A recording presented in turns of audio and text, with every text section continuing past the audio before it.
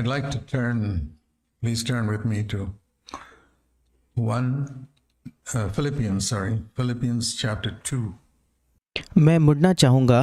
मैं चाहता हूँ कि आप सब निकाले फिलिपियों की पत्री उसका दूसरा अध्याय।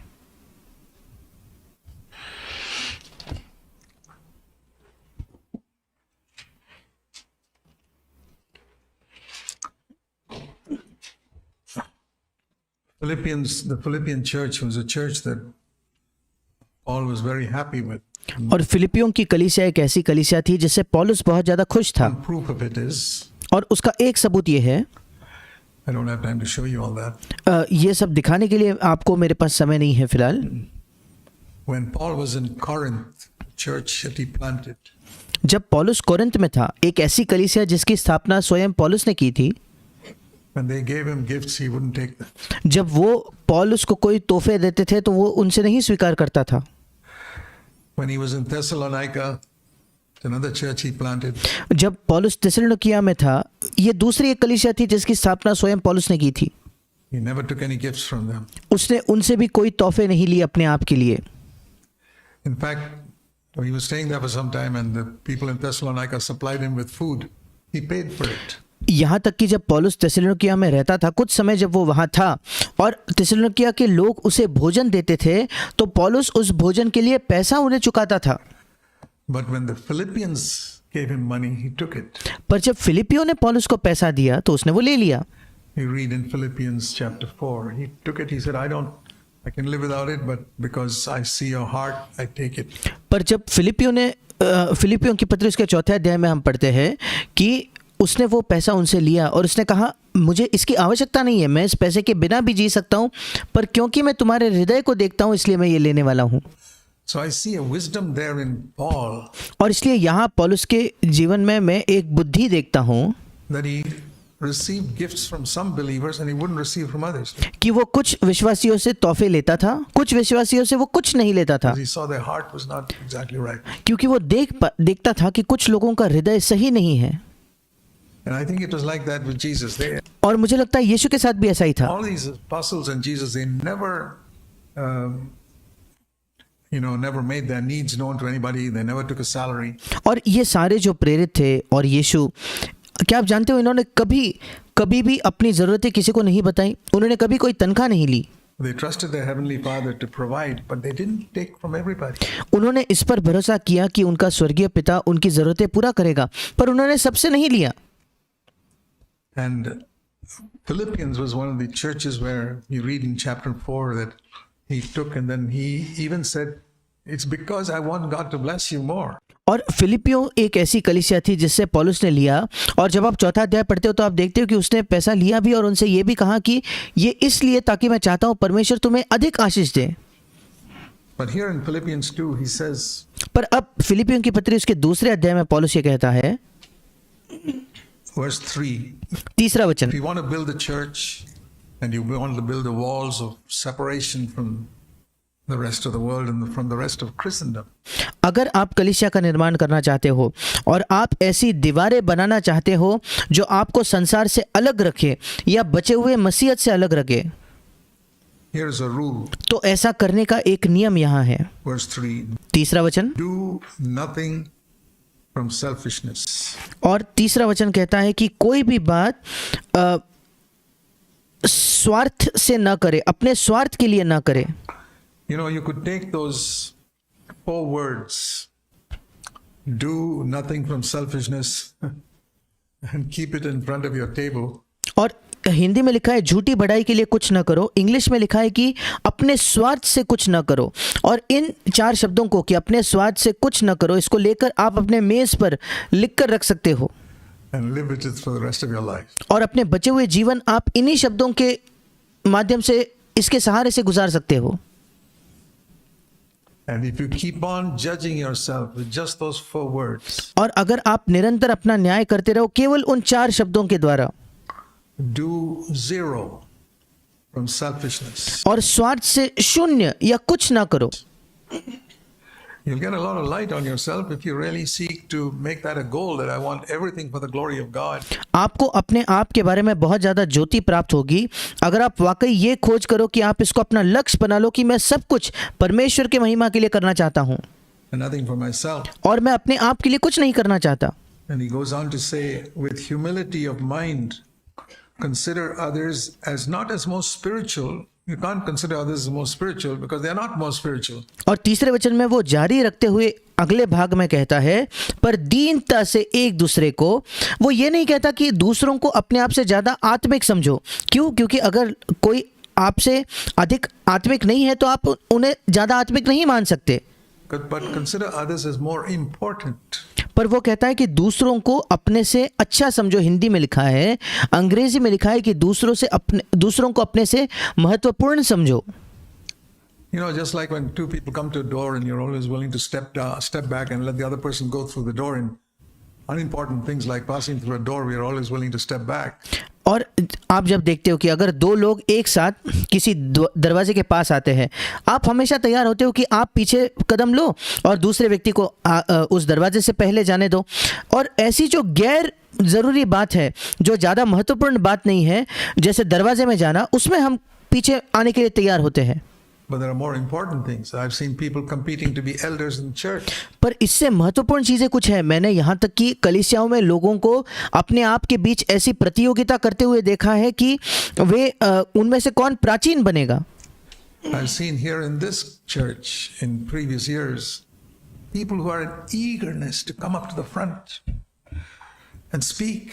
और मैंने यहाँ इस कलीसिया में बीते वर्षों में ऐसे लोगों को देखा है जिनके अंदर एक ऐसी उत्सुकता है, आतुरता है कि वो आगे आकर प्रचार करना चाहते हैं.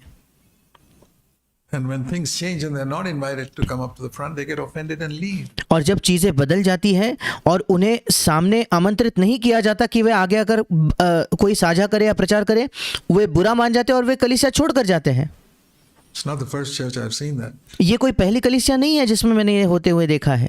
I mean, I've had experiences with so many churches for 50 years. क्योंकि बीते 50 वर्षों में मेरी कई कलीसियाओं के साथ मेरा ये अनुभव रहा है. And I've seen that even in India. मैंने भारत में भी इसी बात को देखा है. The eagerness to get honor, not in the world, but in the church. एक आतुरता, एक लालसा कि हम आदर प्राप्त करें, संसार में नहीं बल्कि कलीसिया में. Here's a good word for yourself, for all of us. यहाँ आपके लिए एक अच्छा वचन है, हम सबों के लिए एक अच्छा वचन है. Regard others as more important than yourself. दूसरों को अपने आप से ज़्यादा महत्वपूर्ण समझो. Do nothing from selfishness. कोई भी बात स्वार्थ से न करो. And second sentence to clarify that. और दूसरा वाक्य इसी का स्पष्टीकरण देते हुए, Do regard others as more important than yourself. I दूसरों को अपने से ज़्यादा महत्वपूर्ण समझो. tell you honestly, you can live your whole life with that one verse. मैं आपको ईमानदारी से इस बात को बताता हूँ कि आप अपना संपूर्ण जीवन इस एक वचन के सहारे से जी सकते हो.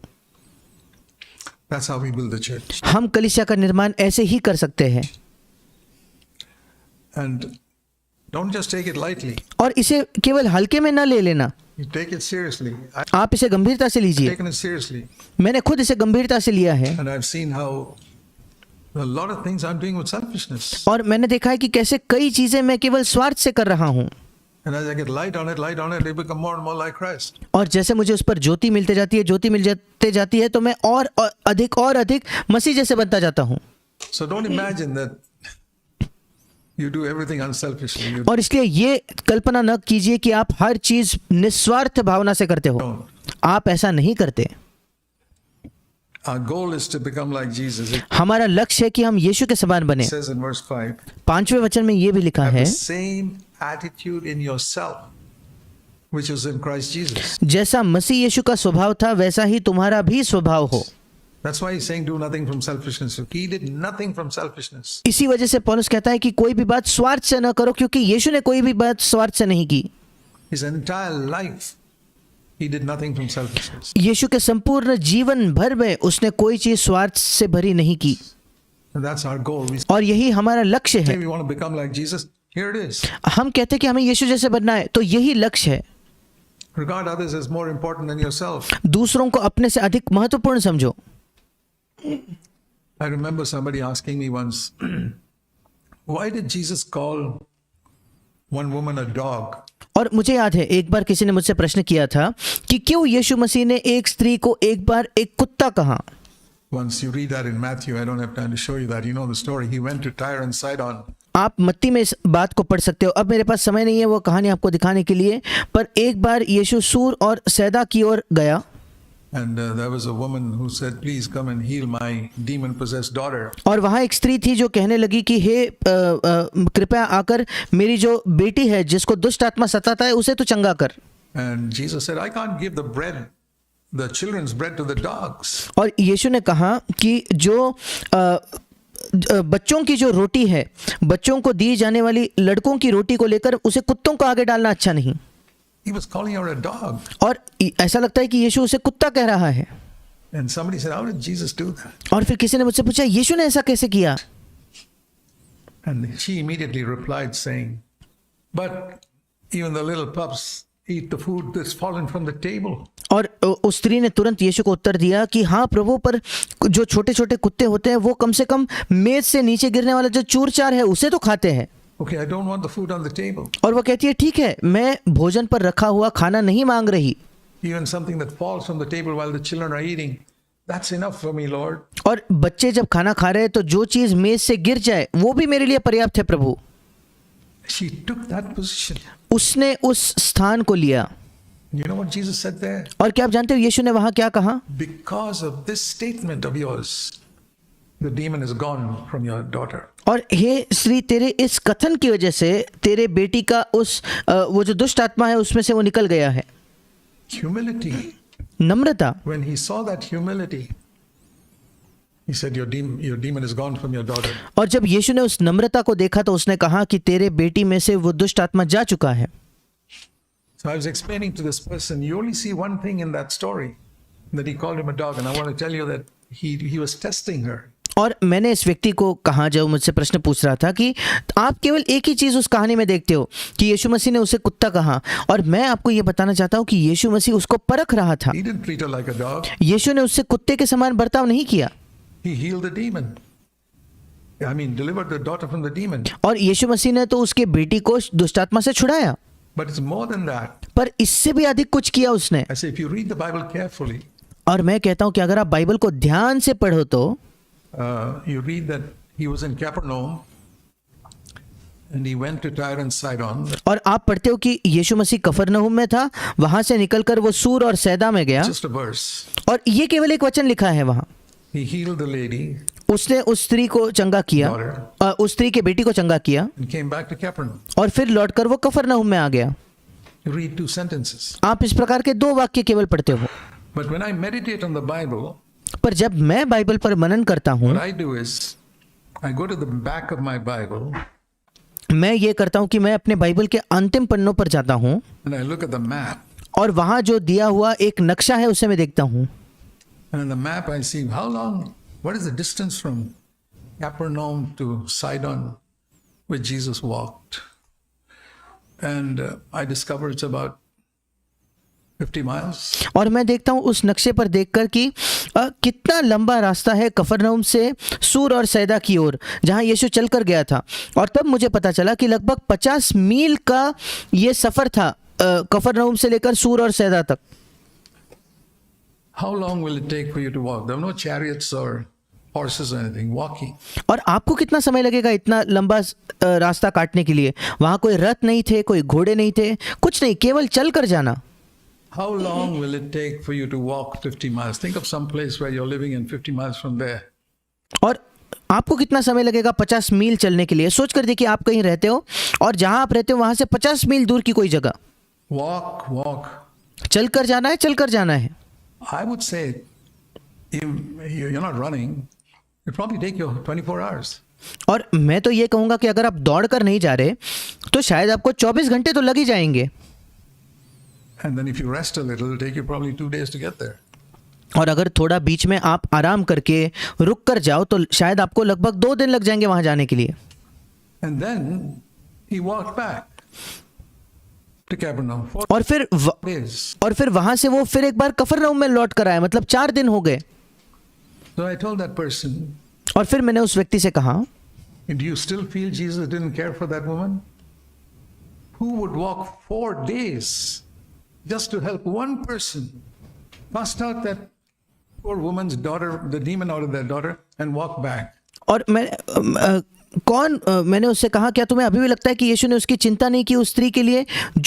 कौन है जो 4 दिन चल के जाएगा केवल एक व्यक्ति की सहायता करने के लिए, उसके बेटी से दुष्ट आत्मा को निकाल कर फिर से उतना चल कर आएगा? There you will see how much he loved her. और वहां आप देखोगे कि कितना यीशु ने उससे प्रेम रखा. And she was not even a Jew.